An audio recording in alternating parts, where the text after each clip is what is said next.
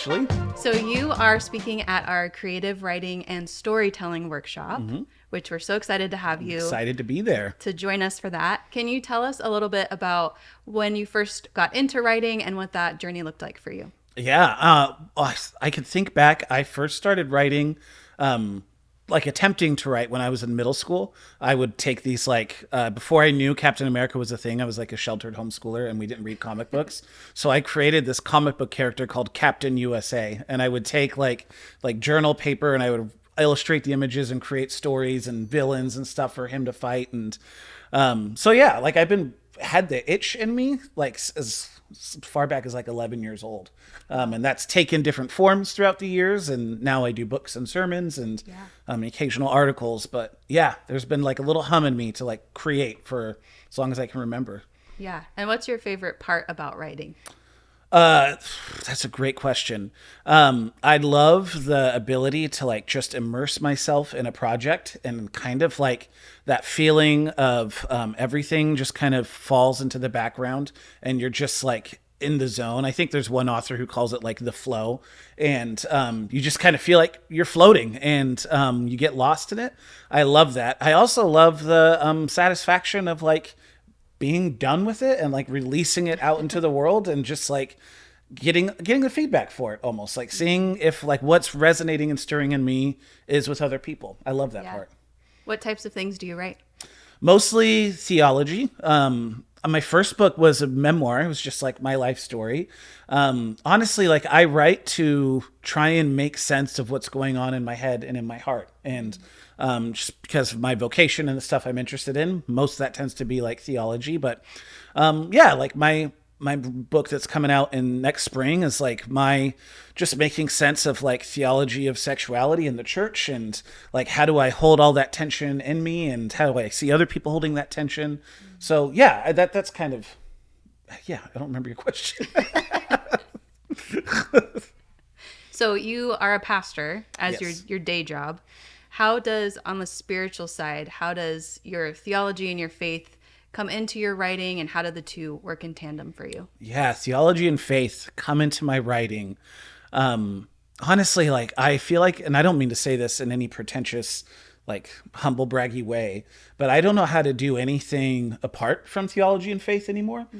So it does sort of feel like it's the current that animates everything in me. And so even when I'm a, you know this, but obsessive cinephile, I love movies. And it's I'll write movie reviews on an app called Letterboxd. It's like social media for movies. And even that, I can't not make comparisons to what I've spent my life studying in scripture and how I've seen the Lord impact my life. And yeah, it becomes the lens in which you interact with everything. So the writing is honestly it's the best way to give words to that unspoken sensation inside of me.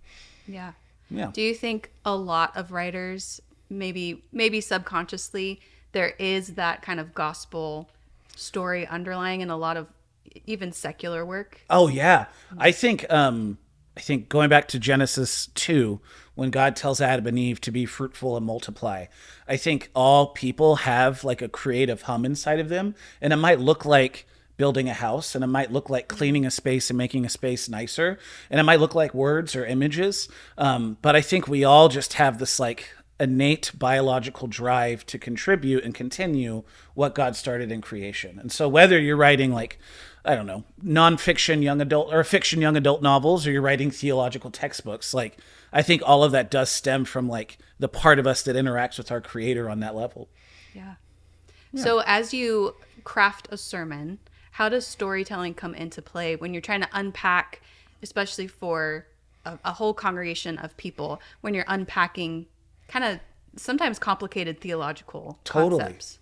I'm convinced when we're crafting sermons or we're really trying to do any type of storytelling or any type of work that involves putting stuff out there, being unaware of the fact that we all make sense of lives through stories is a really lame thing to do. And what I mean by that is for any of us who've been to church for any amount of time, we've sat through sermons where somebody was just telling us a lot of things that may or may not be true, but we don't know that they matter until we hear a story that's attached to it. And we don't know why they matter. Like, we're storied creatures. Stories are how we make sense of reality. And so any sermon that I give, like, I think selfishly for all, I wonder if this is all creatives are like this. There's a version of what we create that's just for us.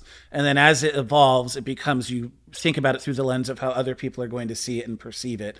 And then you do that version that's for other people. And to me, like, I don't always need a story to like communicate gospel truth to me anymore. But if I'm wanting to communicate that to somebody else who might not be familiar with the ideas, to leave out a story would be to just forfeit helping them understand it.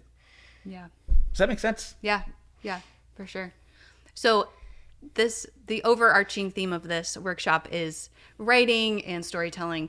If there was a lead pastor or a teaching pastor that was interested, what value would this workshop give for them? Oh man, I think a lot of value in that. A lot of my experience I'll be drawing from is from sermon writing. Like that's I've written 2 books and like hope to write a lot more, but I've written hundreds of sermons. And so like a lot of my experience with writing and storytelling comes from that. So if there are teaching pastors or lead pastors out there who are curious about this, a lot of like, it's not going to only be that, but a lot of my reference point is going to be from my sermons. Yeah.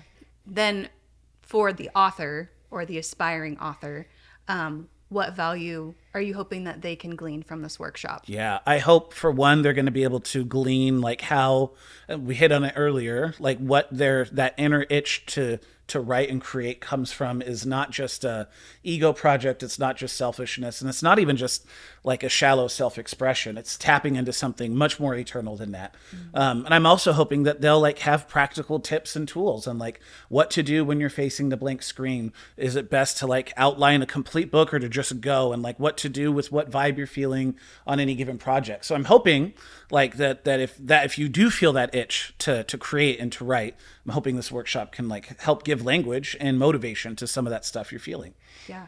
Yeah. For you, so writing a sermon, especially if you're a lead pastor, you're typically preparing a sermon every week. And for us who are in ministry, there's kind of that looming cloud of Sunday is always coming. And so there's a different set of timelines and expectations and doing your research and processing through scripture and writing a sermon based around what the scripture is saying. With something like the timeline of a book, what are a few challenging pieces in that process between writing, working with editors, working with publishers? Yeah. What's some insight you can give there? I think cooking and creating, like cooking is such a good metaphor for the creative process because you can undercook something and you can overcook something. And deadlines and outside voices and editors, if you're privileged enough to have one, like all of that helps like kind of be a good thermostat for like what you're looking for with your creative process. Yeah. I think for me personally, like if I don't have a deadline, the book will like be casually written over a matter of years. It's like, and sometimes it'll be like, this thought is so ingrained in me that it no longer makes sense to people who were not on the on-ramp for that thought. And so editors and deadlines, as painful as they can be, like they're a gift. And as creative people, the temptation is to say like you can't put those boundaries around your creativity, but I really think those make it stronger. And I'm not just doing like editor propaganda here. Like I really do think like those things kind of discipline you into making sure what you're doing, if what you want to do is to share with other people, it's going to allow you to make what you're doing actually profitable for other people. Yeah.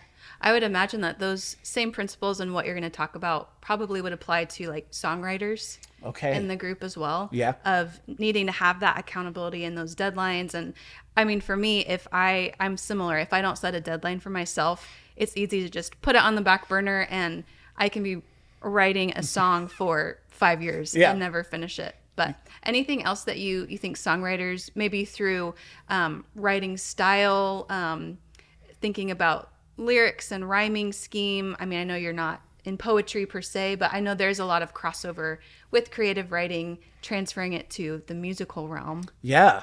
Honestly, the best writers, whether they're songwriters or they're book writers or sermon writers, they make the most out of the least amount of words. And you think about like Jesus's first sermon is like one sentence in the Greek. It's repent and believe the kingdom of heaven is near. That's his first sermon. And he's really just laid out the entire theme of all of Scripture in those few words. Yeah. The best writers are able, and the pressure for songwriters, much more so than sermon writers or essayists or novelists, is to how to maximize your words and how do you find the best words to create the biggest punch, because you have so little time.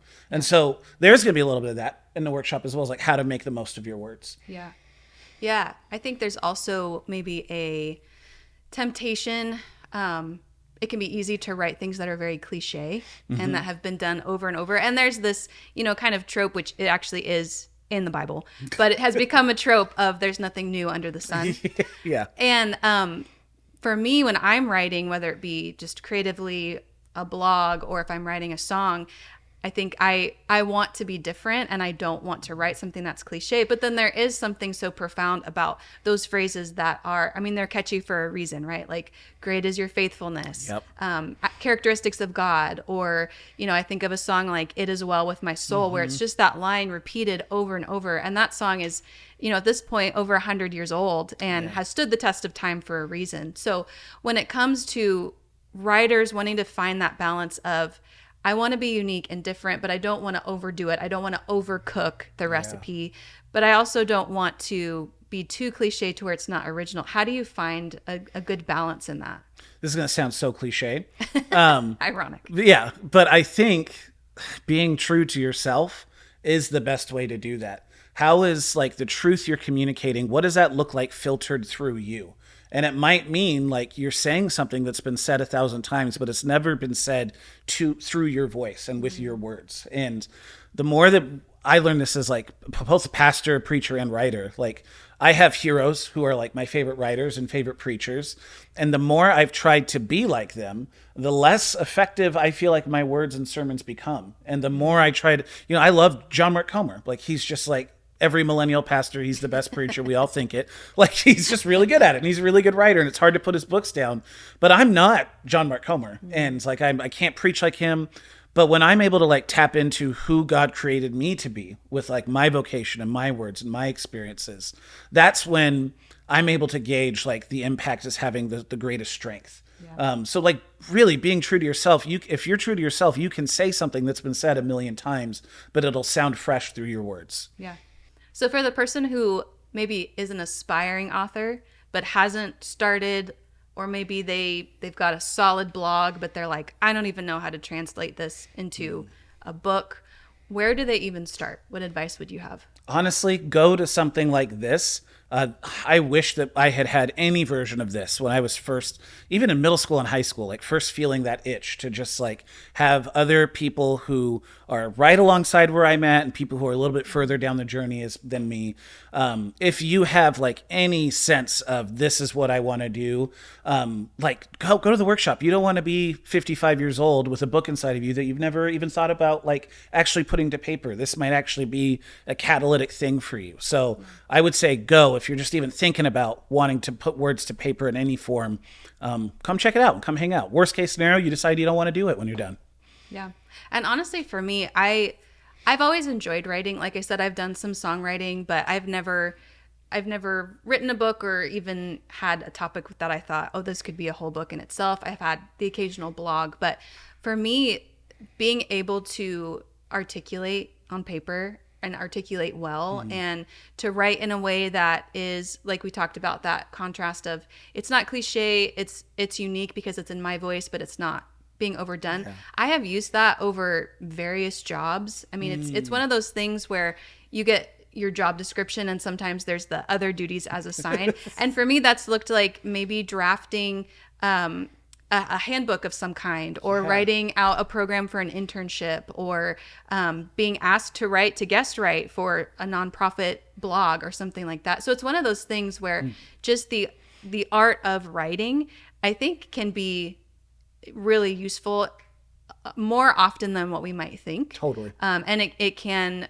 whether it be job related or just being able to express yourself, or even just sometimes I'll go back and read through my journal and that's just for me. Nobody else is reading that, but to have that written out in a way that almost flows like a story or flows creatively. It helps to solidify those experiences in my mind when I write something out like that. And again, even if it's just for me to be able to look back on my journal and say, this is how I explained, how I encapsulated this experience at this point in my life. I think it's a beautiful thing that you can use whether you pursue it as a career or not. And it can be really helpful. You'd be surprised how affirming and cathartic it is to be able to occasionally be the person who's able to put words to an experience that other people are trying to grasp at. And that, even that, like, is a superpower in and of itself that can be developed through private writing, like you talked about. So you'd be surprised where writing shows up in your life. So come. Yeah. So structurally for this workshop, what can people expect? Are you talking the whole time? Are we going to work on things?